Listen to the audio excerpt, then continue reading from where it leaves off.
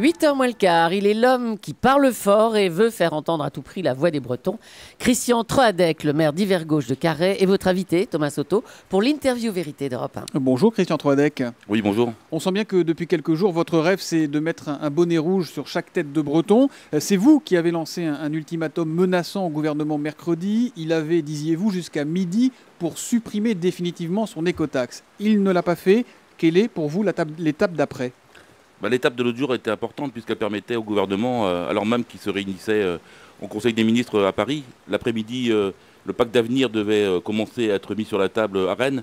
Il y avait là une fenêtre qui s'ouvrait, qui donnait au gouvernement la possibilité de donner de la visibilité aux acteurs économiques en Bretagne et donc d'annoncer la suppression définitive de l'écotaxe. Il ne l'a pas fait ? Il ne l'a pas fait, je crois que ça fait déjà plusieurs mois qu'il n'entend pas. Je crois que nous aussi, de notre côté, nous continuons à le dire peut-être parfois un peu fortement, mais pour se faire entendre, comment faire autrement. Nous sommes contraints aujourd'hui de nous mobiliser. C'était plus de 30 000 bonnets rouges dans les rues de Quimper samedi dernier. Entre 15 et 30 000 selon les comptages. Mais attendez, ce qui m'intéresse, moi, c'est pas ce qui s'est passé la semaine dernière, c'est ce qui va se passer la semaine prochaine. Vous faites quoi maintenant? L'ultimatum, le gouvernement vous a fermé la porte? Oui, il nous a seulement fermé la porte il y a 2 jours, mais également, on voit aujourd'hui que M. Le Foll, le ministre de l'Agriculture, sera présent à Rennes, derrière les hauts murs, les hautes grilles de la préfecture de région, et n'a pas le courage de venir ici en Finistère, là où l'incendie est en train de ravager toute l'économie bretonne. Donc on voit aussi un ministre qui a du mal à assumer ses responsabilités, et nous on souhaite évidemment à ce qu'il réponde d'abord concrètement aux problèmes qui se posent aux Bretons. Et c'est ce qu'il pourra faire tout à l'heure à 8h20 puisqu'il sera l'invité de Jean-Pierre Elkabbach. Vous répondez pas concrètement, vous voulez faire quoi après? Vous êtes désarmé? Vous avez tiré votre arme la plus forte trop tôt? Mais aujourd'hui, la balle est dans le camp du gouvernement. Il ne faut pas se tromper d'interlocuteur. C'est au gouvernement de répondre aux préoccupations des Bretons. Il faut les solutions nécessaires. On demande la fin de l'écotaxe. C'est un préalable indispensable aujourd'hui pour la visibilité économique des entreprises. On demande aussi la fin du dumping social. Ces distorsions de concurrence qui ne permettent pas aujourd'hui à nos entreprises de pouvoir travailler correctement et qui se retrouvent dans des situations où la concurrence ne leur permet pas de continuer à développer leurs activités. Et puis enfin, il faut aussi libérer des énergies. Il faut une vraie régionalisation. Il faut donner ici du pouvoir aux régions, parce que c'est ici, avec les Bretons, que nous trouvons les solutions à nos problèmes. Est-ce que c'est le rôle d'un responsable politique, Christian Troadec, de lancer des ultimatums? Est-ce que vous n'êtes pas en train de jouer avec les problèmes des Bretons à votre seul bénéfice? Vous savez, à Carhaix et ailleurs, on est plutôt dans la construction que dans la résistance. Si on a organisé une résistance qui porte le nom de la révolte des bonnets rouges, c'est parce qu'on y était contraint. Vous savez, autrement, ici, on est plutôt dans l'acte de construire, on a envie de créer, on a envie d'imaginer. C'est le gouvernement, je crois, qu'aujourd'hui, qui ne nous entend pas. Il y a 2 nouvelles bornes écotaxes qui ont été détruites dans le Finistère, 4 en Ille-et-Vilaine, enfin des radars en l'occurrence, c'est ce que nous apprend notre partenaire ce matin, Ouest France. Est-ce que, Christian Troadec, vous condamnez clairement les destructions de portiques, de bornes et de radars? Oui ou non? Le collectif a toujours dit clairement qu'il était contre la violence.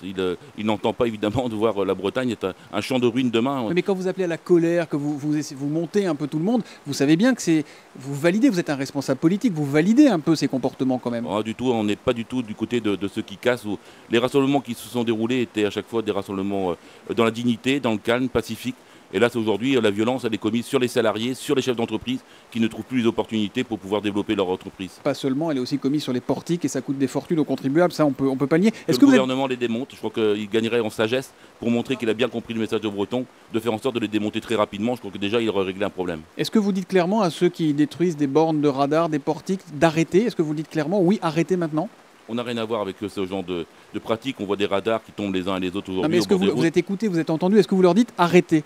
Aujourd'hui, il y a une colère qui est tellement profonde en Bretagne et en France qu'il serait difficile de connaître même les acteurs qui sont en train de se livrer à ce genre d'actes. Évidemment, je ne dis pas que vous les connaissez, mais est-ce que vous leur dites d'arrêter? Vous ne répondez pas à cette question, c'est pas compliqué, oui ou non? Aucun souci, nous demandons au gouvernement de prendre ses responsabilités, de démonter les portiques, et évidemment, il n'y aura plus de risque sur les portiques. On a entendu que vous ne demandez pas donc à ceux qui s'attaquent aux radars et aux bornes d'écotaxe d'arrêter les violences. Le gouvernement, il propose de discuter quand même, Christian Troadec. Il y a ce pacte d'avenir sur la Bretagne. Jean-Marc Ayrault a dit qu'il voulait que ça soit signé vite avant la fin novembre.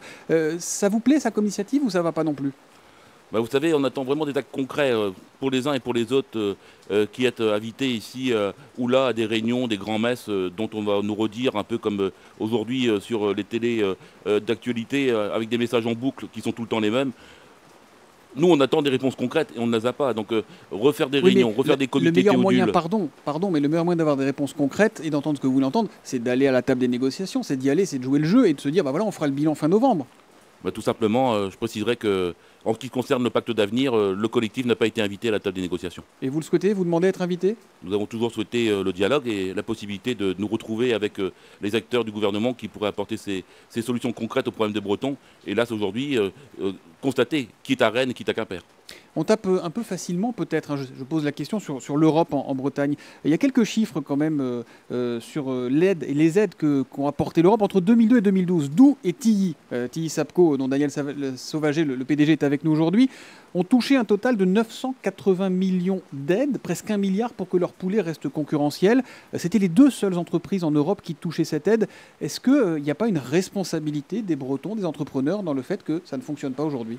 Il faudrait poser la question évidemment à Daniel Sauvaget, dont moi je salue aussi la qualité du travail, parce que ce sont quand même des exportations qui ont été menées pendant des dizaines d'années, et puis c'était aussi en premier lieu à la demande de la France qui avait besoin tout simplement d'avoir une agriculture exportatrice en Bretagne, et je crois que le travail a été bien fait. Daniel Sauvager, vous êtes là à Quimper avec nous? Oui, nous parlons d'aide de politique agricole commune. Vous pourriez comparer aux 8 milliards d'euros perçus par les producteurs de végétaux en France chaque année. Donc je pense qu'on parle pas de subvention, on parle de compensation, ce qui a été la nature de la politique agricole européenne.